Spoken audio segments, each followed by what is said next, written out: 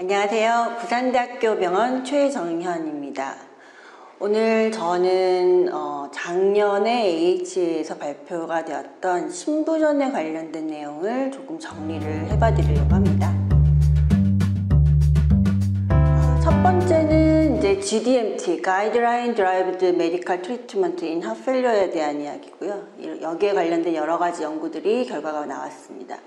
이런 연구 결과들을 다 같이 종합을 해보면 결국은 신부전 환자의 약물 치료에 있어서 가장 중요한 건 빠르게 진단 초기에 빠르게 GDMT를 시작하고 굉장히 톨러러블 도즈까지 올려야 된다는 게 가장 큰 키 메시지다라고 생각을 하시면 될 것 같습니다.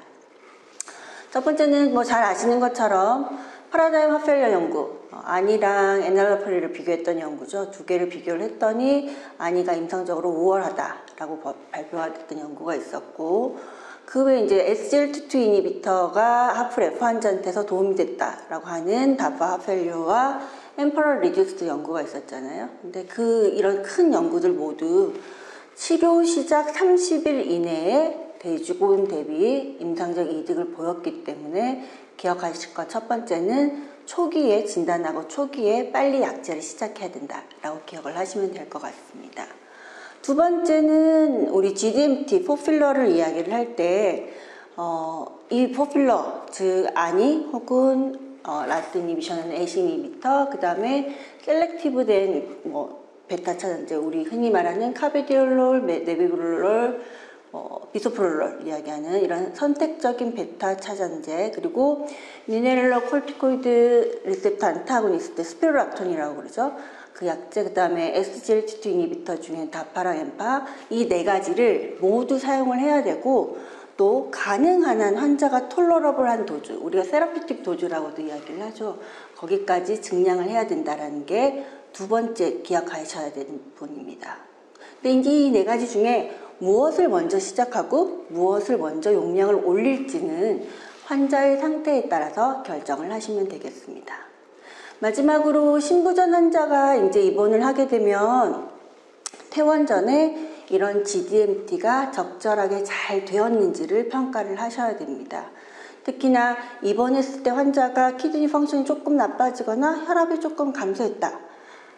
이런 경우라도 습관적으로 GDMT를 중단하지 않으셔야 됩니다. 설사 어쩔 수 없이 중단을 했다고 한다면 퇴원 전에 반드시 다시 시작하고 가능한 빠르게 이런 테라피틱 도즈까지 올리도록 노력을 하시는 게 중요하겠습니다. 두 번째는 트랜스폼 하트 페일리어에 대한 연구 결과가 발표가 됐었는데요. 물론 이제 얼마 전에 있었던 유럽 신부전 학회에서 트랜스폼 하트 페일리어의 QOL에 대한 연구 결과가 같이 발표가 됐었거든요. 근데 이제 오리지널에 해당하는 트랜스폼 하트 페일리어 연구를 살펴보시면 우리가 흔히 톨세마이드가 퓨로세마이드보다 훨씬 더 좋다라고 생각을 하는데 실제로 연구를 해보니까 톨세마이드가 퓨로세마이드에 비해서 특별하게 더 좋은 것 같지는 않다.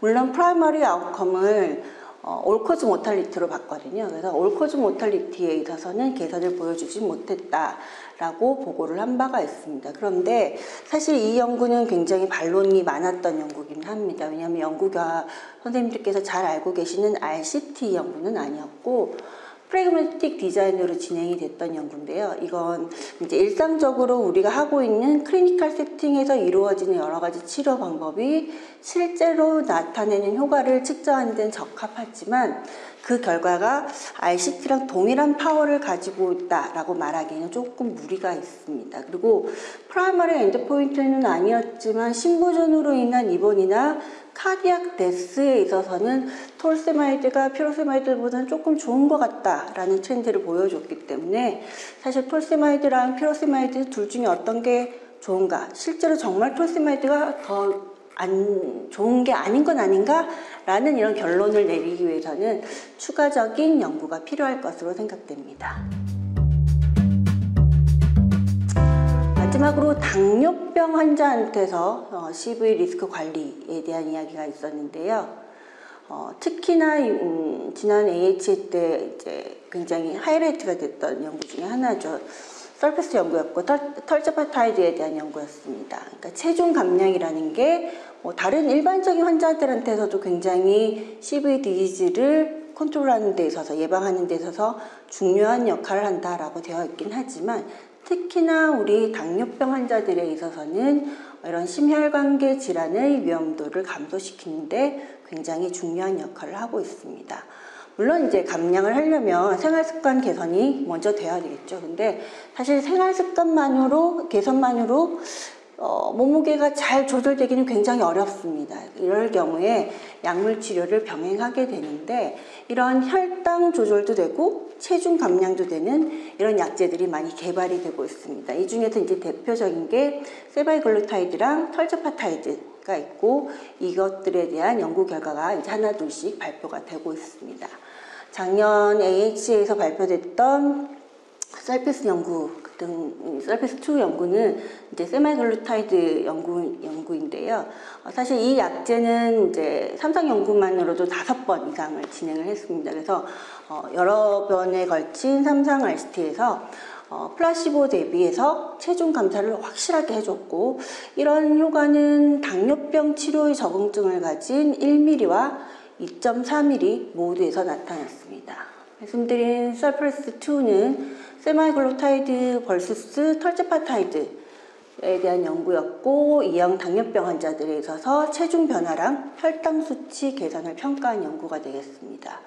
40주간의 추적 관찰 기간 동안에 털제파타이드는 모든 용량에서 세마글루타이드 1.1mm 대비했을 때 헤모글로빈 A1C랑 바디웨이트를 유의하게 감소시켜준 바가 있습니다.